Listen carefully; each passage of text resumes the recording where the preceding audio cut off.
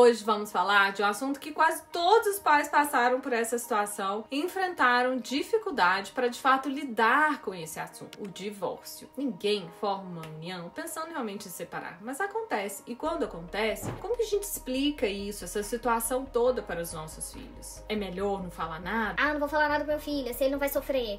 Ou a gente deve contar todos os detalhes, expondo tudo que aconteceu? Bom, nesse vídeo aqui eu vou te contar exatamente o que fazer nessa situação e no final eu ainda tenho uma surpresa pra você.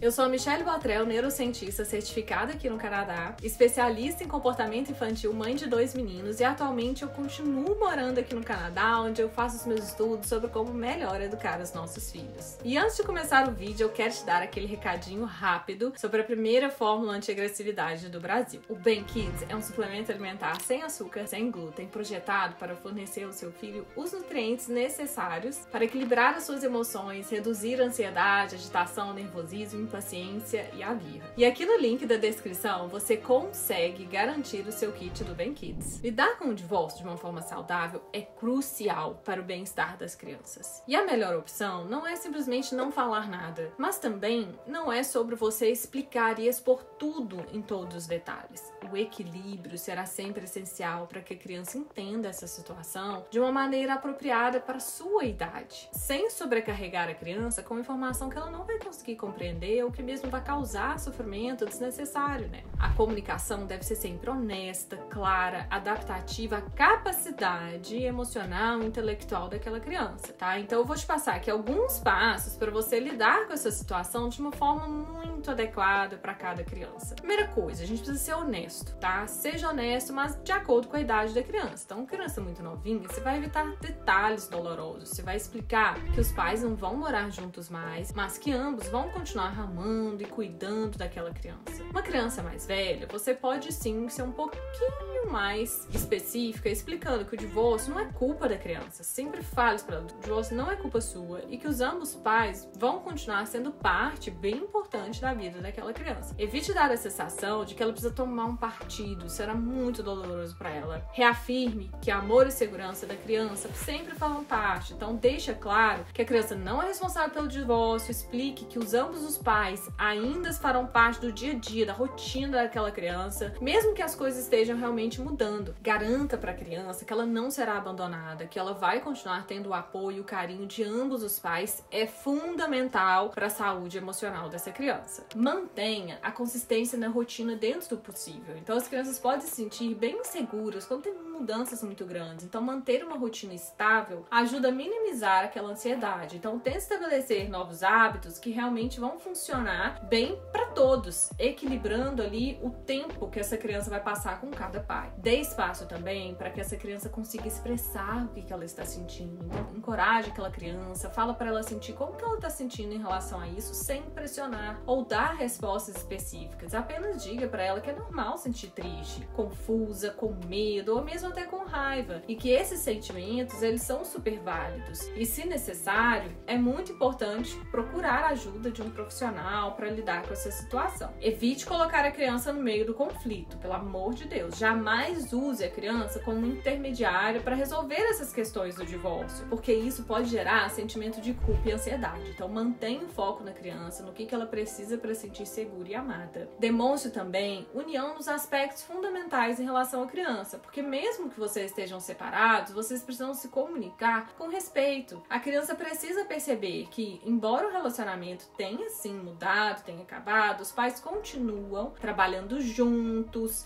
entrando em um acordo para o bem-estar daquela criança. Essa boa convivência, o consenso nessas questões importantes, como por exemplo educação, disciplina, pode de fato ajudar muito aquela criança a se sentir mais tranquila e se adaptar de forma mais fácil. Evite sobrecarregar a criança com responsabilidade do adulto, então não envolva em discussão da separação, divisão de bens ou planos futuros, de que não envolve ali diretamente assuntos adequados da criança. A criança não deve sentir que ela precisa cuidar de você ou de algum dos pais. Ela não pode ter esse papel, tá? Antes de eu revelar aqui qual que é a surpresa, eu queria pedir para você deixar esse emoji que tá aparecendo aqui nos comentários. Assim eu sei que você realmente chegou até aqui o final, está gostando desse conteúdo, e assim eu preparo mais conteúdos como esse. Então deixa esse emoji aqui pra mim, pra eu saber disso. Qual a dica bônus, o presente especial que eu tenho pra você? Como que você vai se comportar depois dessa separação? Então, após essa separação, muitos pais se perguntam qual que é o melhor comportamento que eles podem ter em relação ao outro genitor, principalmente quando há aí sentimentos de raiva envolvidos ou mesmo muita frustração. A melhor abordagem é agir com respeito e empatia, evitando atitudes que realmente possam gerar mais confusão ou dor para aquela criança. Então não fale mal do outro genitor na frente da criança, jamais. Mas por quê? Porque quando você critica o outro genitor, a criança, ela pode sentir sim que ela precisa escolher um lado. Isso vai gerar muito sofrimento para ela, vai criar sentimentos de culpa, de dor, de insegurança e até prejudicar o relacionamento daquela criança com aquele pai ou com aquela mãe. Então lembre-se, a criança precisa ver ambos os pais como figuras de apoio e amor, independentemente dessas diferenças entre vocês que aconteceu aí por causa dessa separação.